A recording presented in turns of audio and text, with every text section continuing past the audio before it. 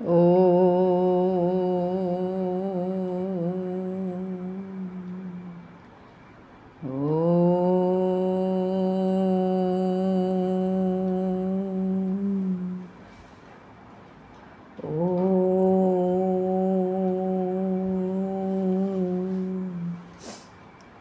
ॐ सहनाववतु सहनौ भुनक्तु सह वीर्यं करवावहै तेजस्विनावधीतमस्तु मा विद्विषावहै। ॐ शान्ति शान्ति शान्तिः। गुरुर्ब्रह्मा गुरुर्विष्णु गुरुर्देवो महेश्वरः गुरुरेव परं ब्रह्म तस्मै श्री गुरवे नमः। चिन्मयं व्यापि यत्सर्वं त्रैलोक्यं सचराचरं तत्पदं दर्शितं येन तस्मै श्री गुरवे नमः। तस्मै श्री गुरवे नमः। आता आपण काल म्हटल्याप्रमाणे नवीन अध्यायाला सुरुवात करतोय। या पुढच्या 2-3 सूत्रांमध्ये आपल्याला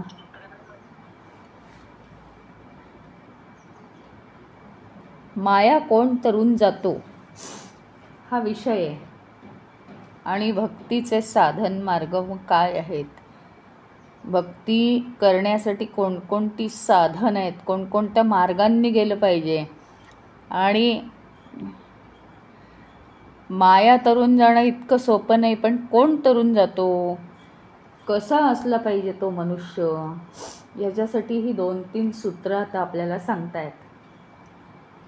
कस्तरती कस्तरती मायाम यस्संगान त्यजति यो महानुभावं सेवते निर्ममो भवति। म्हणजे काय? कस्तरती म्हणजे कहा तरती, कोण तरून जातो, माया कोण तरून जातो, कोण मायेला ओलांडू शकतो, जो सगळ्या संगांचा त्याग करतो। यहा संगान त्यजती, संपूर्णपणे सगळ्या संगांचा त्याग करतो। संग म्हणजे काय आपण बघितलं मागच्या वेळेस। संग म्हणजे अगदी मोह, विषयवस्तूंचा मोह ठीक आहे, पण त्याच्या पलीकडचा संग म्हणजे चांगल्या वाईट विचारांचा सुद्धा त्याग। म्हणजे काय की विचारच नसतील तर आम्ही कसं जगायचं असं म्हणाल तुम्ही, तसं नाही।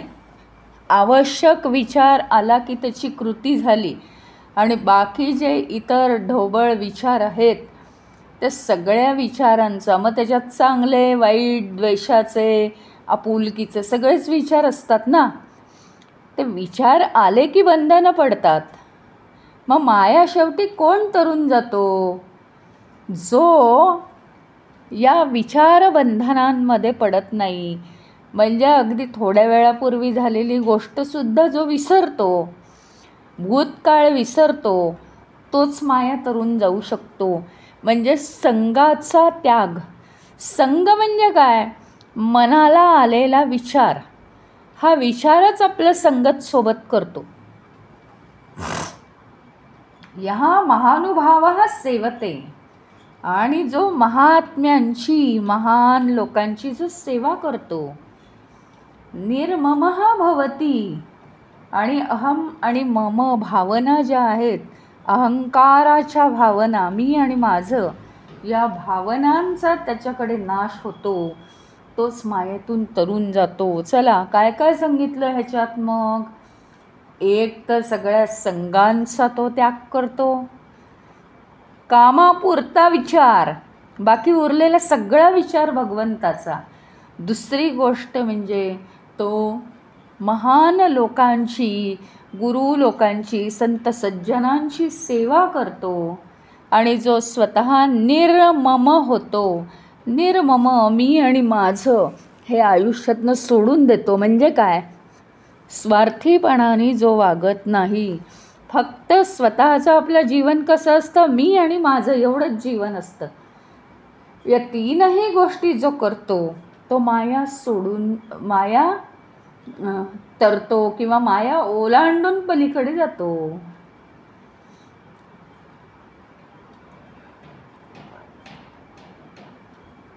आत्तापर्यंत आपण परमभक्तीची प्राप्ती कशी करायची, कोणते कोणते गुण आणायचे हे आपण बघितलं नाही का.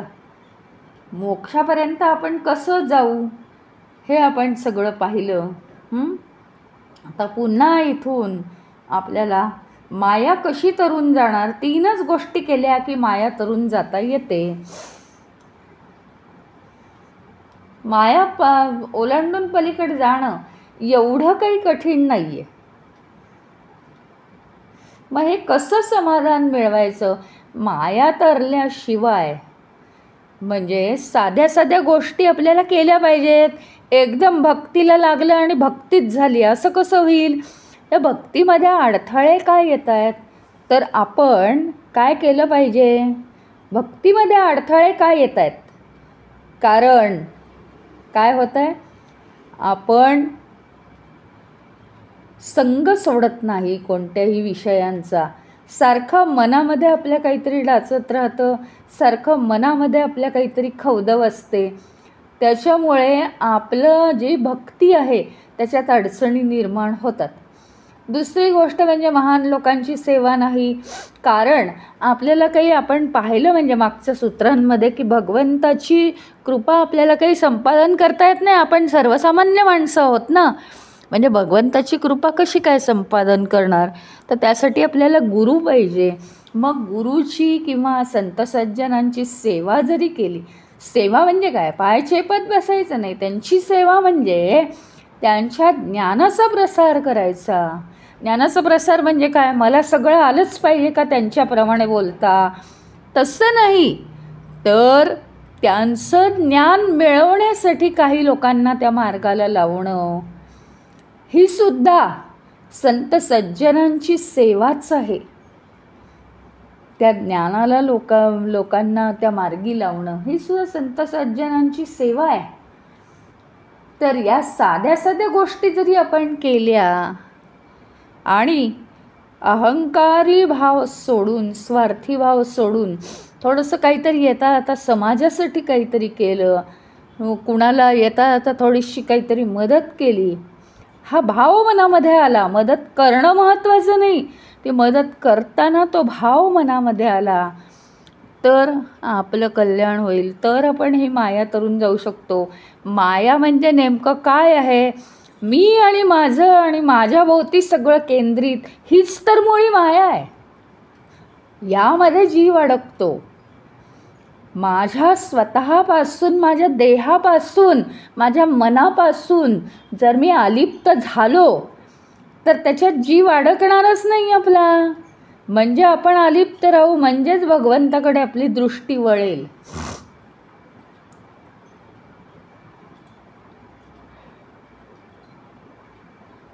म्हणजे काय काय करायला पाहिजे, तर या जगातल्या ज्या विषय वस्तू आहेत त्या सगळ्या विषय वस्तूंचा मोह जो आहे, आपल्याला आसक्ती आहे, त्याचा त्याग केला पाहिजे. म्हणजे काय, आम्हाला मग विषय वस्तू लागत नाहीत का, लागतात. आता परत तेच विषय वस्तूंचा त्याग करायचा म्हणजे काय, आपण मागे कित्येक वेळा पाहिलं आहे की काहीतरी ठराविक गोष्टींची ठराविक साधन आहेत. आता पोळ्या करण्यासाठी पोळपाट लाटणे खूप छान आहे, म्हणून काय ते फक्त पोळ्याच करताना वापरतो ना, म्हणजे इतर वेळी सगळा त्याचा त्यागच असतो ना आपला. आपल्या मनात घटना घडल्यानंतर सुद्धा जेव्हा विचार तरंगत राहतात तेव्हा काय होतं, तेव्हा तो संग होतो आपल्याला. तसा विषयवस्तूंचा सुद्धा संग असतो. एखादी साडी पहा दुकानात, सारखं ते मनात असतं ती तशीच साडी मला घ्यायची आहे, बघू आत्ता नाही जमलं तर पुढे घेऊ, पण तशीच मला घ्यायची आहे, मला हवी होती. हे जे आहे ना, ही आसक्ती आहे. विषयवस्तूंची आसक्ती कोणत्याही प्रकारे असते. दुसऱ्याचं काहीतरी पाहिलं की आपल्याला ते हवं होतं, ती एक आसक्ती आहे. कुणीतरी आपल्या मनासारखं वागावं, ही एक आसक्ती आहे. असं सगळ्या आसक्तींचा जर आपण संग सोडला, संगाचा त्याग केला, तर आपल्याला भगवंताची भक्ती वाढेल. कारण या मायावी दुनियेतून आपण सुटत जातो, मोकळे होत जातो. जे बांधले गेलेलो आहे ते आपण सुटायला लागतो.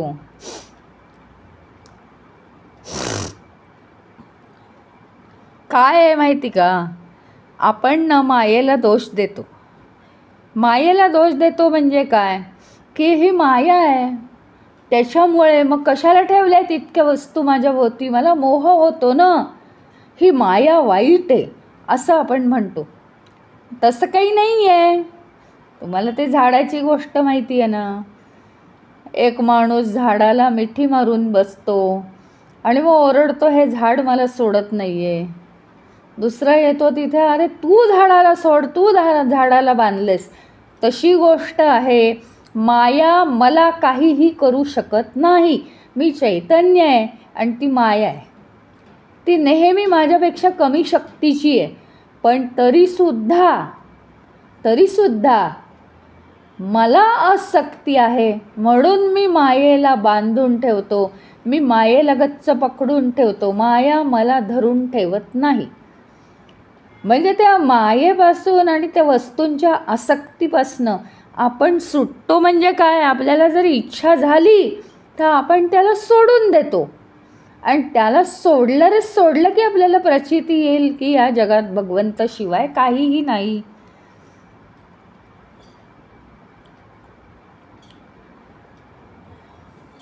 वस्तुमात्रांना चिकटण्याची जी आपली धडपड आहे, वस्तुमात्रांना चिकटण्याची धडपड ती अयोग्य आहे. ते आपण बंद केलं पाहिजे. त्याच्यापासून अलिप्त राहत गेलं पाहिजे.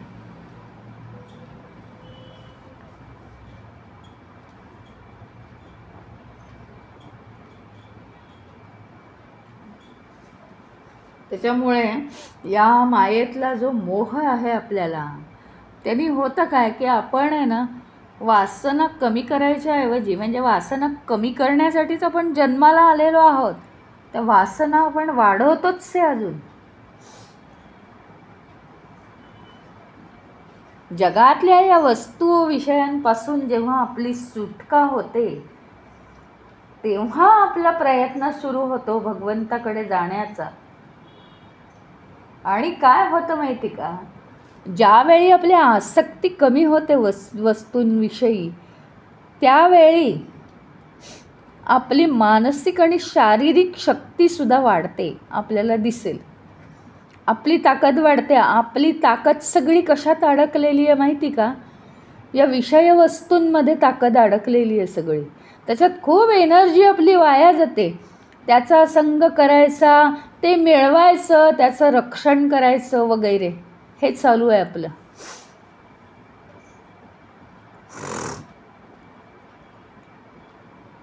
आणि आपली शारीरिक आणि मानसिक शक्ती आहे ती या मायेकडे आपण वळवायची आहे काय ईश्वराकडे वळवायची आहे, हे आपलं आपण ठरवायचं आहे. इथे सगळं चुकलेलं आहे. शारीरिक आणि मानसिक शक्ती आपली आपण सगळी केवळ त्या आसक्तीमुळे मायेला बांधून ठेवतोय. आपणच बांधलेलं आहे. जरा सोडून पहा किती एनर्जी होते. कारण काय, आसक्तीमध्ये एकतर एनर्जी जाते आणि आसक्ती करून त्या वस्तू मिळवल्यानंतर त्याच्या रक्षणामध्ये एकतर एनर्जी जाते.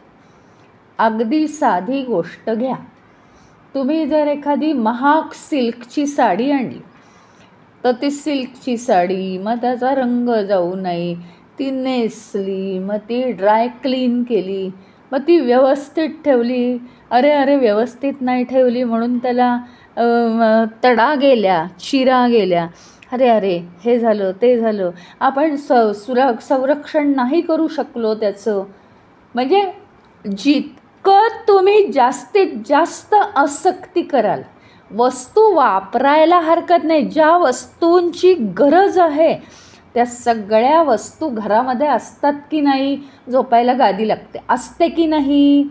त्याची आसक्ती करण्याची गरज नाही.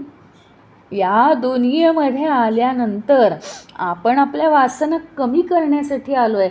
म्हणजे काय माहिती का? पाहुण्यांकडे गेल्यावर जे काही आहे तिथलं सगळं वापरतो, तिथल्या तिथे ठेवून देतो की नाही आपण? तसं आपण राहायचं आहे. प्रत्येक वस्तू वापरतो, सगळ्या वस्तू शेल्फवर जागच्या जागी. त्याच्यात मन अडकता कामा नये, त्याच्यात आसक्ती होता कामा नये. हे असं आहे, ते तसं आहे, मग ते टिकवायचं आहे, ते अमकं करायचं आहे, ते तमकं करायचं. मन अडकता कामा नाही त्याच्यात. सगळ्या वस्तू वापरून जागच्या जागी ठेवायच्या आहेत. परत त्याचा विचार वस्तूला, म्हणजे म्हणतात ना, पायातली वहाण पायातच ठेवावी. अक्षरशः इथे बरोबर आहे. वस्तूला वस्तू इतकंच महत्त्व द्या. जीवापलीकडे वस्तूला महत्त्व द्यायचं नाही आपण. जीवापलीकडे वस्तूला महत्त्व देतो आपण आणि म्हणून मायेमध्ये आपण अडकतो. तर वस्तू ही, आपण चैतन्य आहोत आणि वस्तू ही वस्तू आहे, ती आपले सेवक आहे. आपला देह हे आपला सेवक आहे. आपला अहंकार आपल्या संरक्षणासाठी आपला सेवक आहे. ते सगळ्या वस्तू आहेत, सगळं जागच्या जागी ठेवा आणि तुम्ही स्वतंत्र राहा. कशाचीही आसक्ती करू नका. आसक्ती न करताही हा देह व्यवस्थित आहे की नाही? देहाची सुद्धा आसक्ती का आहे आपल्याला? काहीही त्याची आपण रात्री काळजी घेऊ शकत नाही. ज्यावेळी आपण झोपतो म्हणजे पूर्णपणे तो देह ठेवून दिलेला असतो देवाच्या भरवशावर. आपण काही करू शकतो का? त्याला आपण काही करू शकतो का आपण झोपल्यावर? मग त्याची आसक्ती का आहे? त्याची आसक्ती नाही धरली तरीसुद्धा तो देह आहेच ना. जेव्हा जोपर्यंत असायचा तोपर्यंत तो आहेच. आपण बिनधास्त झोपतो की नाही? झोपतो. म्हणजे आता मी झोपत नाही कारण मी उठीन का नाही मला माहिती नाही, माझा देह कसा काय जागावील, असा कधी प्रश्न पडला आहे का आपल्याला? नाही पडला. मग देहाची आसक्ती कशासाठी आहे? माझा देह, त्याला कोणी काही म्हटलं तर मी बघतो. हां, म्हणजे जशास तसं उत्तर द्या, पण त्याची आसक्ती नको आहे. कर्म सगळी करायची आहेत. देह हा तुमचा सेवक आहे, त्याला तुम्ही सांभाळा. कर्म सगळी करा, परंतु त्याची आसक्ती, मी म्हणजे कोण, मी या देहाची काळजी करीन आणि मी असं करून नाही. ही आसक्ती सोडली पाहिजे. सगळ्यातनं मोकळं झालं पाहिजे. म्हणजे आपण भक्तीकडे, कारण काय, आपल्याला ना ईश्वराकडे जाण्यासाठी मानसिक शक्तीच उरलेली नाही आहे. ती सगळी शक्ती आपण या विषय वस्तूंच्या आसक्तीमध्ये वापरलेली आहे. मग आता ही शक्ती वाचली तरच अंतःकरण शुद्ध होतं. विषय वस्तूंची आसक्ती जर मनातनं निघून गेली तर आपलं अंतःकरण शुद्ध होत जातं.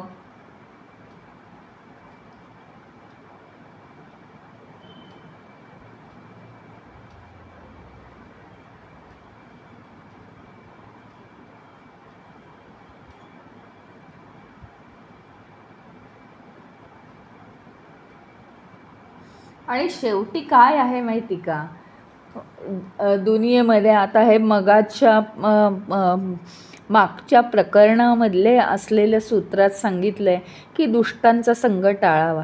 या सगळ्या काळज्या घ्यायच्याच आहेत.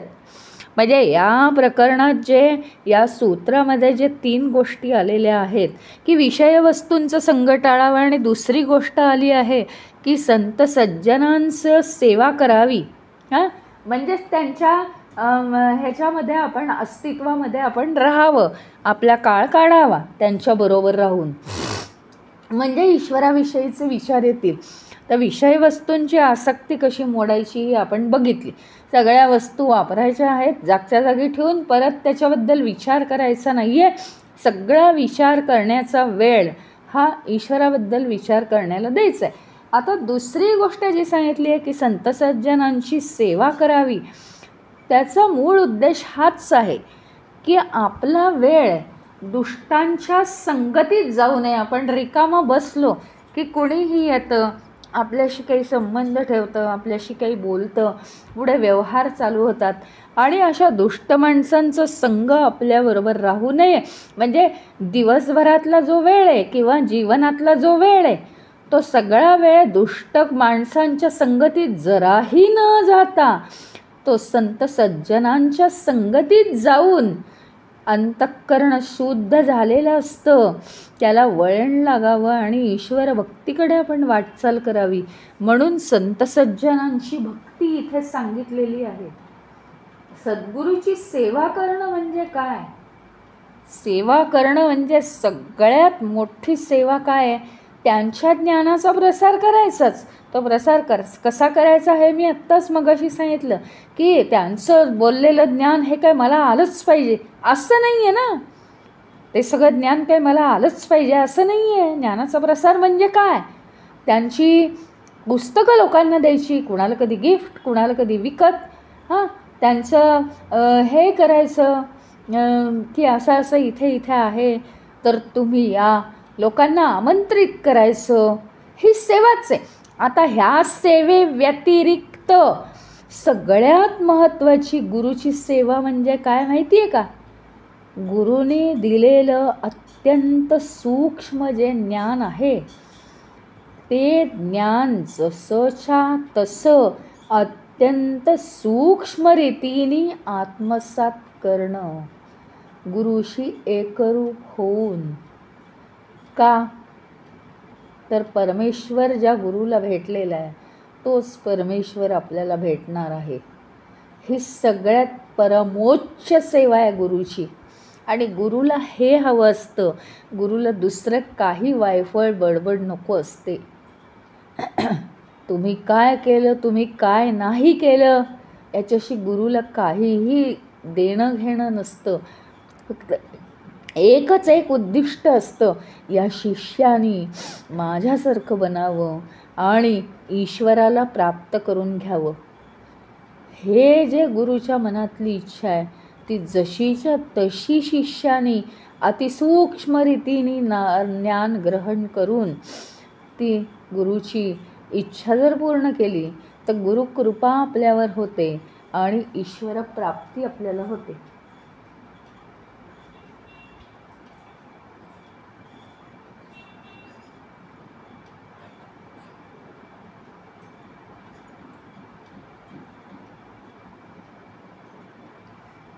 सद्गुरूंना कधीच अशी सेवा नको असते, हात दाबा, पाय दाबा आणि काय करू, तुमच्यासाठी काय चहा आणू का आणि अमकं करू का, ही अशी सेवा सद्गुरूंना नको असते. त्यांचं जे ज्ञान आहे आपल्या नुसत्या बॉडी लँग्वेजमधून हे ज्ञान लोकांपर्यंत, गुरूंनी वाटलेलं प्रेम आपल्या बॉडी लँग्वेजमधून लोकांपर्यंत ते प्रेम पोचलं पाहिजे. गुरुचं प्रेम, गुरुचा स्नेह इतकं आपण गुरुशी एकरूप झालं पाहिजे.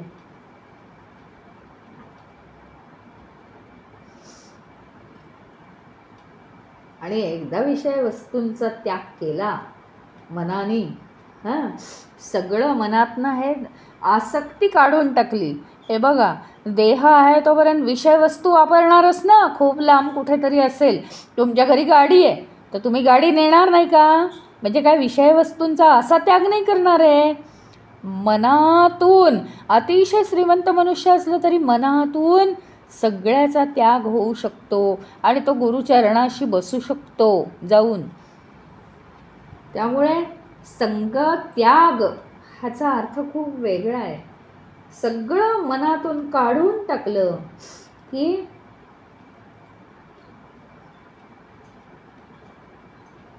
गुरुच्या पायाशी जाऊन बसायचं, गुरुची सेवा करायची. म्हणजे गुरुला जे जे करणं बरं वाटेल, काहीही असतं, मग काहीही कित्येक गोष्टी असतात गुरुच्या मनात, काही करणं, हां, तर ते करणं, जे जे करणं बरं वाटेल ते करणं. आणि सगळ्यात महत्त्वाची परमोच्च सेवा तर मी आत्ता सांगितलीच, की गुरु जे काही त्यांनी अनुभवलेलं आहे, हां, त्या परमेश्वराला प्राप्त केलेला आहे, तो अनुभव तो सतत स्वतःमध्ये घेऊन वावरतो आहे. तो अनुभव त्याला शिष्यांना द्यायचा असतो. तर तो प्राप्त करण्याची पात्रता, अतिसूक्ष्मता बुद्धीची आपण आपल्यामध्ये आणावी आणि गुरुच्या इशाऱ्यांवरून ते सगळं समजावून घ्यावं. ही परमोच्च सेवा आहे. आणि जे गुरुला लाभलं ते आपण प्राप्त करून घ्यावं. श्रुतिग्रंथांचा अभ्यास करावा, याने गुरुला बरं वाटणार आहे.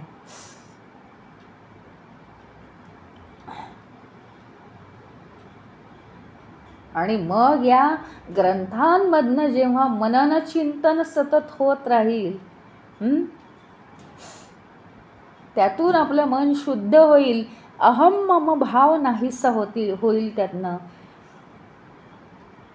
आणि दुसरी गोष्ट म्हणजे अहम आणि मम भाव हे सगळ्यात महत्त्वाचं आहे. म्हणजे मी कोणीतरी आहे आणि माझं हे सगळं माझ्या वस्तू आहेत, हा जो एक भाव आहे तो जर नाहीसा झाला तर काय होतं माहिती आहे का? एवढं अंतःकरण शुद्ध होतं, एवढं अंतःकरण शुद्ध होतं की जगामधल्या कुठल्याच वस्तूंचं स्वामित्व दाखवण्याची शक्ती आपल्यात राहत नाही. म्हणजे लोक घेऊन जात नाहीत आपलं. आता समजा एका मनुष्याची 4 व्हीलर आहे, त्यावेळी काय असतं, मग मी घाम गाळून 4 व्हीलर घेतली, म्हणजे तो काही अगदी मुळात श्रीमंत नाही आहे, पण घेतली, हां, तेवढी पात्रता मिळवून घेतली. मग त्याच्यात काय होतं, अहम मम भाव. बघा 4 व्हीलर घेतली मी, कशी आहे, छान आहे, हो खूप कष्टाने घेतली आहे, मी घेतली आहे आणि माझी आहे. हे बघा, त्या सांसारिक दुनियेमध्ये हे वाटणं सगळं साहजिक आहे. पण हे उदाहरण मी एवढ्यापुरतं देते आहे की तेच जेव्हा तो सद्गुरूच्या सानिध्यात राहायला लागतो त्यावेळी होतं काय माहिती आहे का, ज्यावेळी तो सद्गुरूच्या सानिध्यात राहायला लागतो तेव्हा गुरुचे सगळे गुण अतिसूक्ष्मपणाने त्याच्यात यायला लागतात.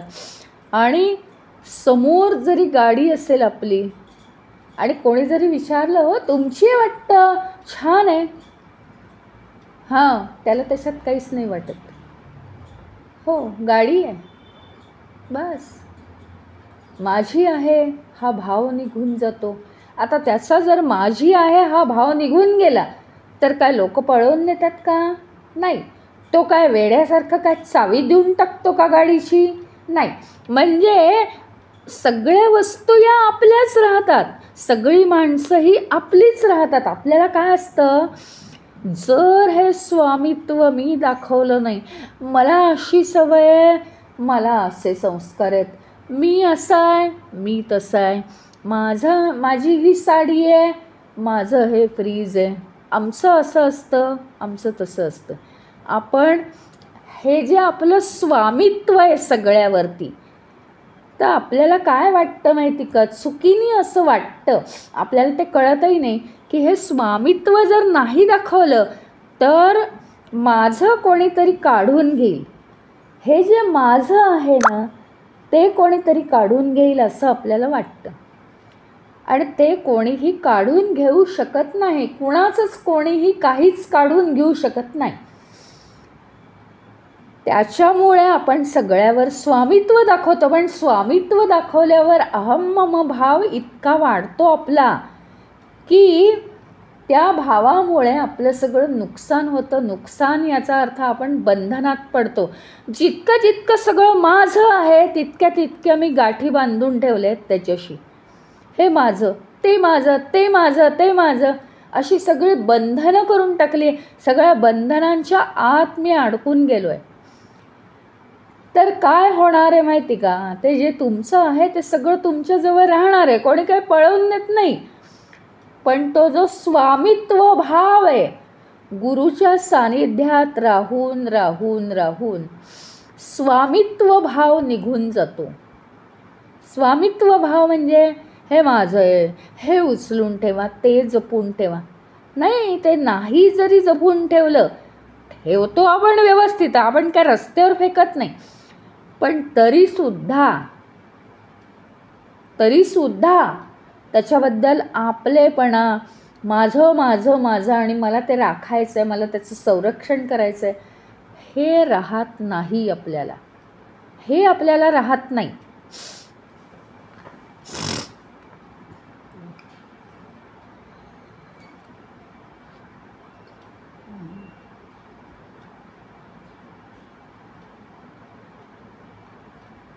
काय आहे की सगळं जग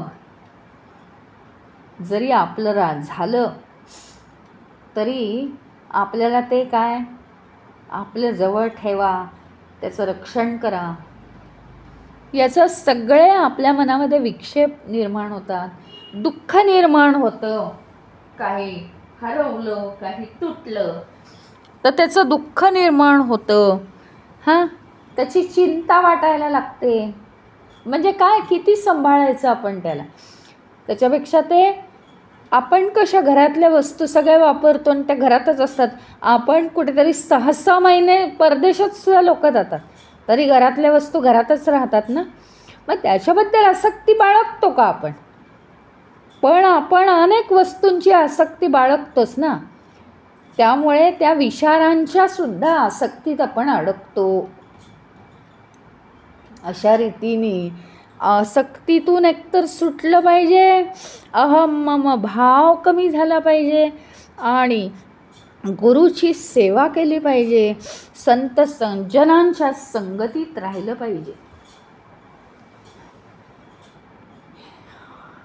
आता पुढच्या सूत्रात ते सांगतायत, यो विविक्त स्थानम सेवते यो लोकबंध मुन्मूलयति यो निस्त्रैगुण्यो भवति यो योगक्षेमं त्यजति.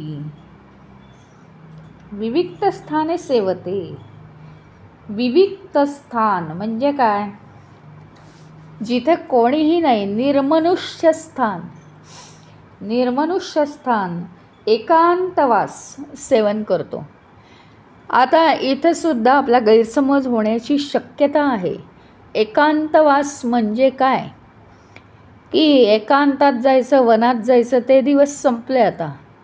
आता वनात म्हणजे चोर डाकू येतील, आपल्याला ते तिथले डासकिडेसुद्धा सहन होणार नाहीत.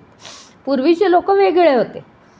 तर एकांतवास याचा अर्थ काय माहिती का, मनामध्ये सतत कोणतेही विचार नसण्याची जी अवस्था आहे त्याला म्हणायचं एकांतवास. एकांतवास म्हणजे मनामध्ये एकही विचार नाही, अशा पद्धतीला एकांतवास म्हणतात. यहा लोकबंध मुन्मूलयति. लोकबंधम उन्मूलयति म्हणजे लोकांचं जे बंधन आहे त्याच्या पलीकडे तो जातो. म्हणजे लोकांची बंधनं तोडतो म्हणजे काय, की लोकांमध्ये तो ईश्वर पाहतो आणि बाजूला होतो. कुणाबद्दल ओढ निर्माण होत नाही त्याच्या मनात आणि कोणाबद्दल द्वेष निर्माण होत नाही. पण तो सगळ्यांवर प्रेम करू शकतो आणि कुणालाही तो शत्रू मानत नाही. यहा योगक्षेमं त्यजति. आणि काय आहे,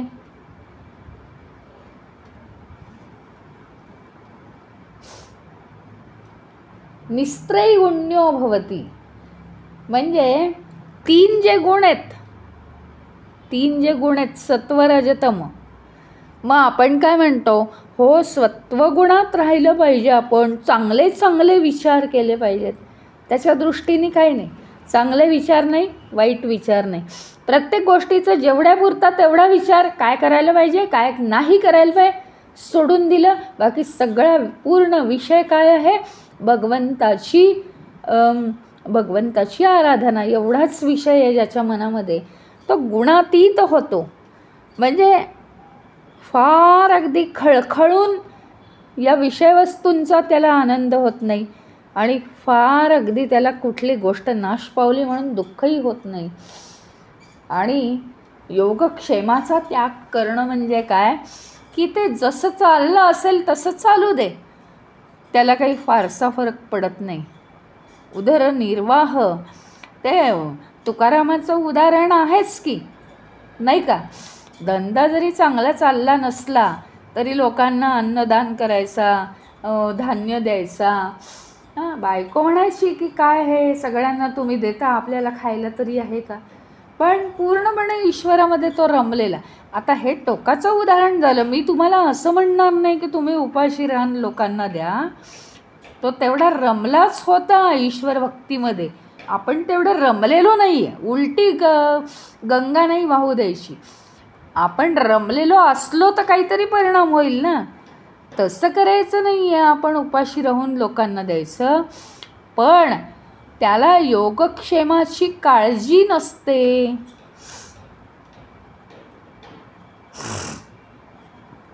तो खरा भक्त. आणि तोच माया तरून जातो.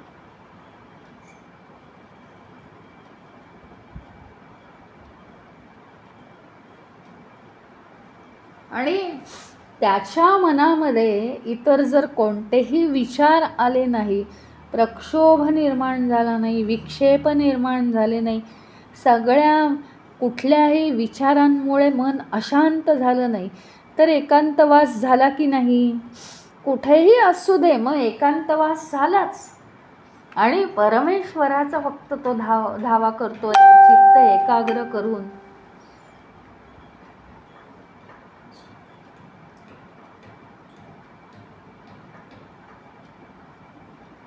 काय आहे, असं तुम्ही इथून उठून गेलात कुठे, आता आम्ही तप करणार आहोत म्हणून हिमालयात गेलात, तर हिमालयात जे लोक पिकनिकला येतात त्यांच्या घोळक्यात तुम्ही सापडाल. आणि तिथे जाऊन ती कशी कशी ठिकाणं आहेत वेगवेगळी निसर्गरम्य तेच पाहत बसाल. त्याचं कारण आहे, मन शांत असल्याशिवाय तुम्ही कुठेही जा, तिथे काय मन शांत राहणारच नाही आहे. हिमालयात जाऊन घोळक्यात राहण्यापेक्षा किंवा विचारांच्या घोळक्यात राहण्यापेक्षा, मी घर सोडून आलो आहे खरा, पण आता हे घरचं कसं होईल, म्हणजे तीच जर काळजी लागली तर उपयोग काय आहे त्याचा. म्हणून जिथे आहे तिथे राहून, सर्व संगांचा त्याग करून, मन शांत करून ईश्वरचरणी मन लावलं तर हा झाला खरा एकांतवास.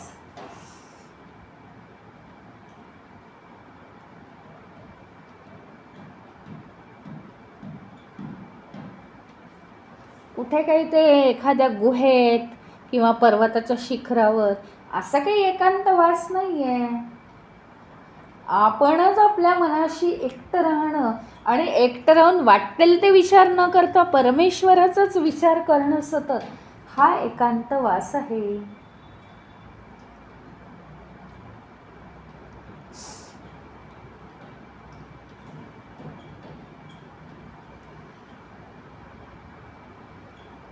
याला म्हणायचं विविक्त स्थान.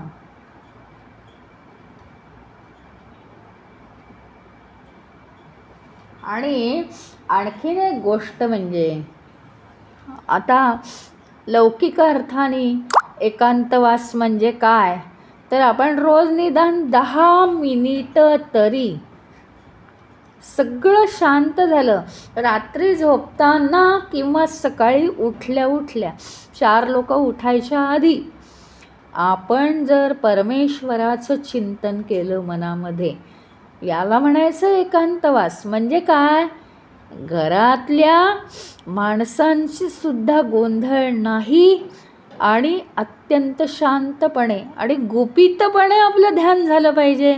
अरे शांत बसा रे, आता मी ध्यान करणार आहे असं नसतं. किंवा आता मी एका खोलीत जाणार आहे, टी व्ही रेडिओ बंद करा रे, असं ध्यान नसतं. म्हणजे आपल्या ह्याच्यावर लोकांना नाचवायचं नाही आहे.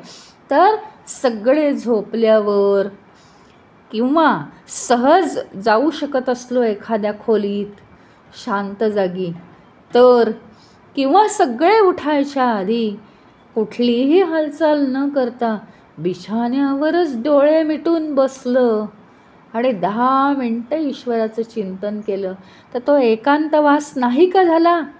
एकांतवासच आहे तो. त्याच्यानंतर 10 मिनटं, 20 मिनटं, अर्धा तास कुणाशी बोलू नये, त्या चिंतनातच आपण राहावं, याला म्हणायचं एकांतवास. ईश्वराशी अनुसंधान साधायचं म्हणजे एकांतवास आहे, बाकी काही नाही.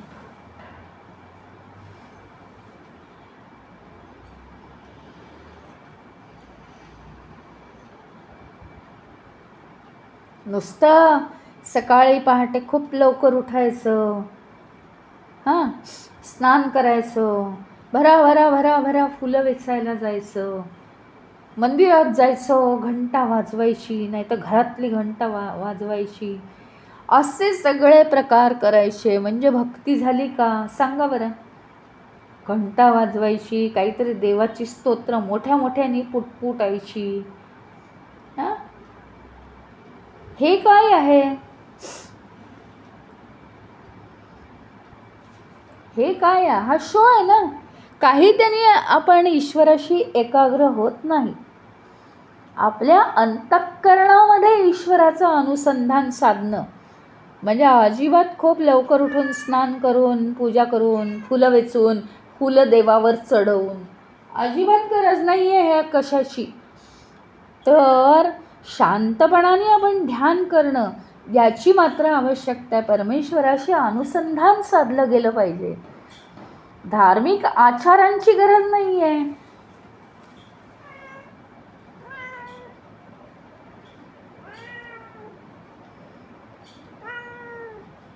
बाह्योपचार नको आहे तिथे. हृदयस्थ अनुभूती घेणं ईश्वराची.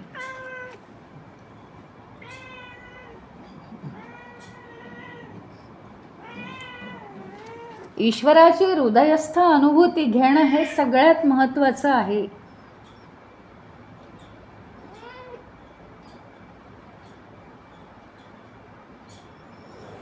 आणि याच्यामुळे आपण सगळ्या वासनांच्या अतीत जाणार आहोत.